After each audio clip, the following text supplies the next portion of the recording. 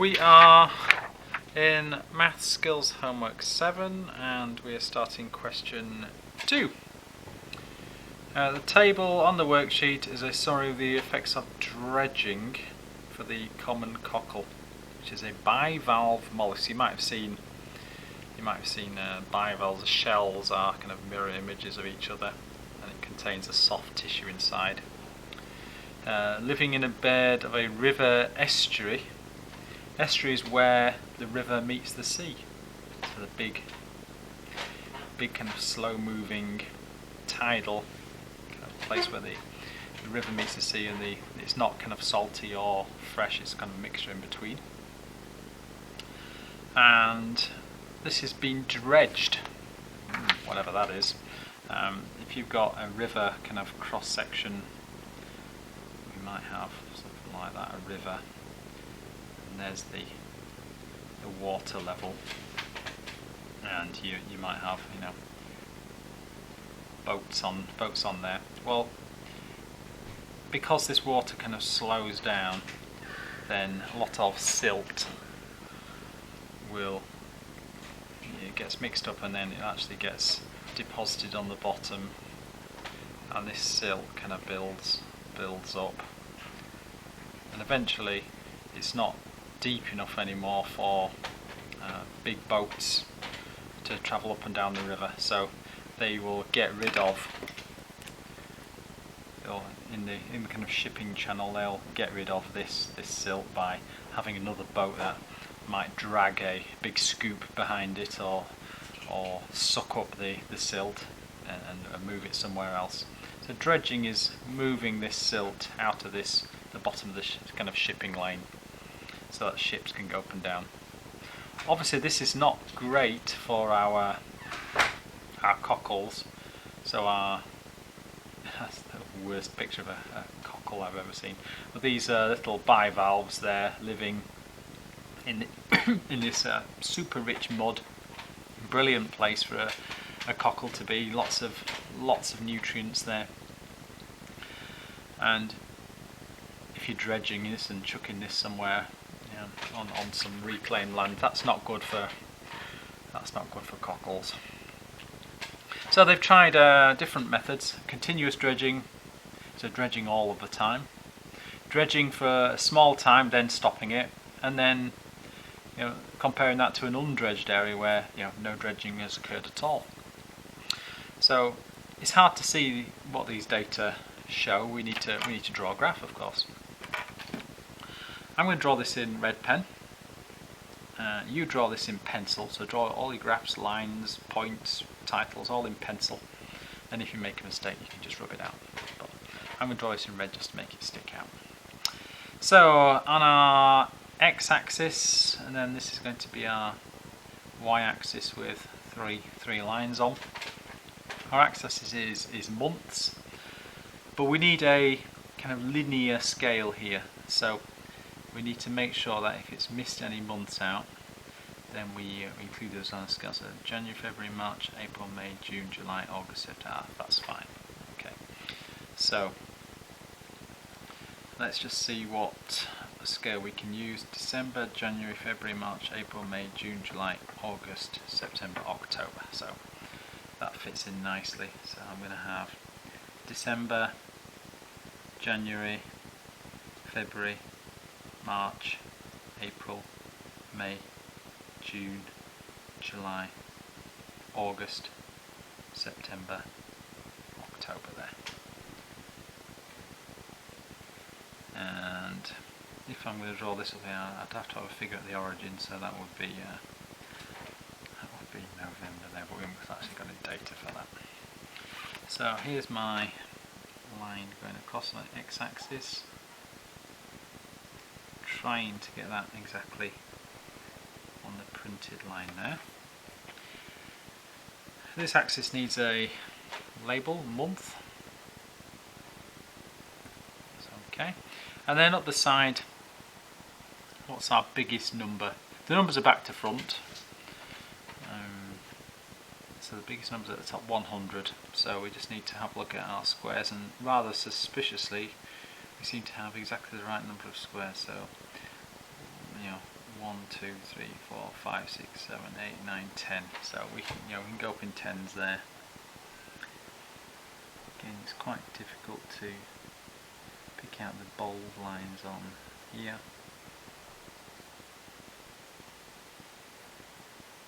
Should be easy on a bit of graph paper that you're given. So let's draw this axis line, and we have got 0, 10, 20, 30, 40, 50, 60, 70, 80, 90, 100. What is this? This is percentage survival. Percentage survival. Units for these, well, because it's got percentage in the name there, we don't need a specific percentage unit, as it were. And we just need to plot these points. So let's start off with continuous dredging. So continuous dredging, December 100, January 59. So each one of these squares is 2, so that's going to be January 59 is going to be halfway in between these two. February 47, 47, March 35, April 26, May 18, June 10, July 7, August 5, September 3, October 1. And as ever in biology, you should be used to doing this now. I'm just going to join these up dot to dot.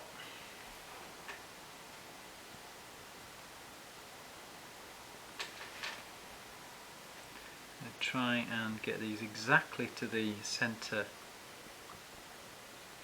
of the cross. Sometimes you have to move yourself around, or you can even turn the paper around to get this done right.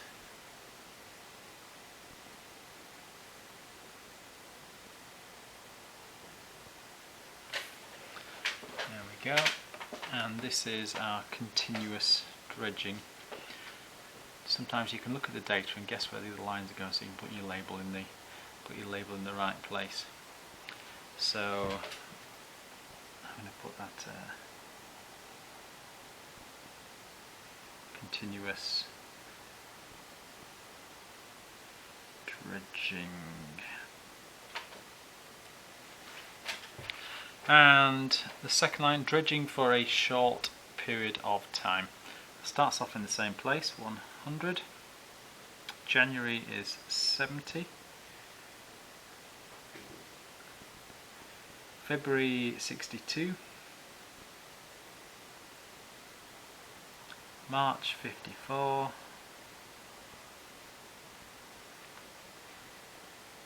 April 47. May 39. June 31, July 27, August 23, September 20, October 15.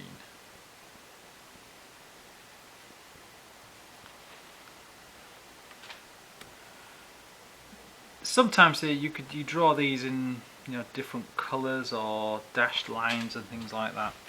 Particularly if they're going to cross each other, then sometimes the lines would get confused with each other.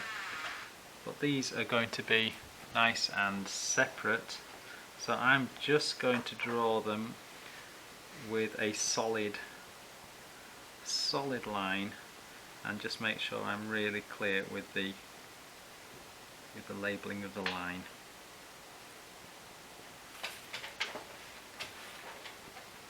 And I'm going to include the full thing from the table, the full title of the table, then I can't get it wrong. So I'm going to just put dredging for a short time then stopped.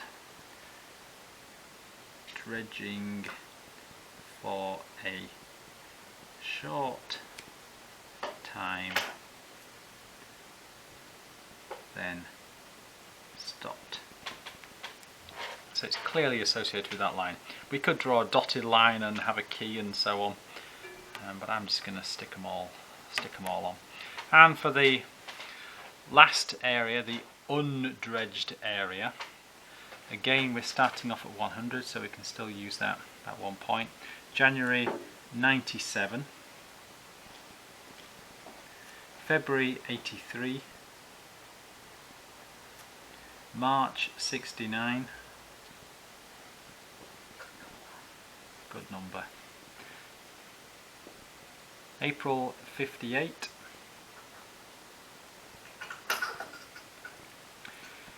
May 47,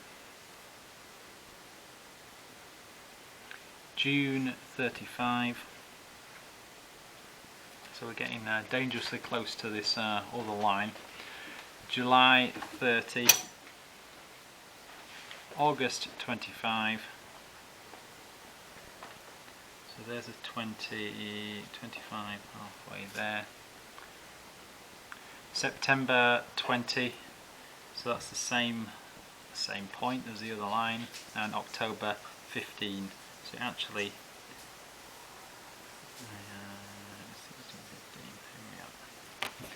and we are going to again dot to dot with the ruler, centre of the point to the centre of the point.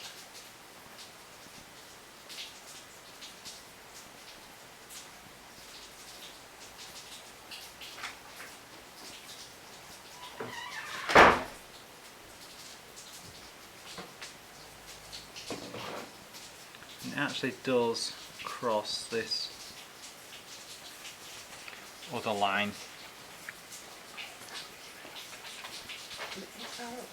Will it pick that tap up? No, it's fine. I won't pick you talking like that up. And this last line is a undredged area. So with these you could choose to use different symbols for the lines, dotted line and so on. With these two crossing there, it'd probably better to use a dotted line for one of them and make it really clear.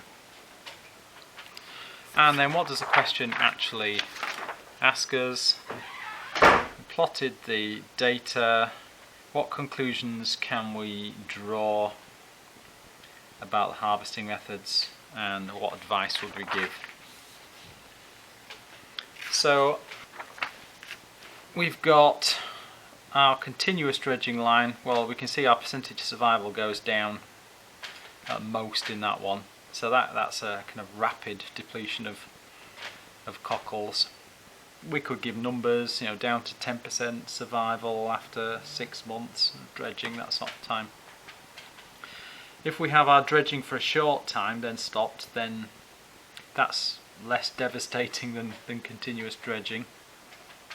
We could say over the same time period, instead of down to 10%, we're only down to 31%. So much better survival there. And our undredged area, well, we can say, well, to start with, that's much better survival. If we were comparing it with our other two again, well, that'll be after 6 months 35, so best. But actually later on, the difference between the undredged and the dredged for a short time period then stop, not much difference.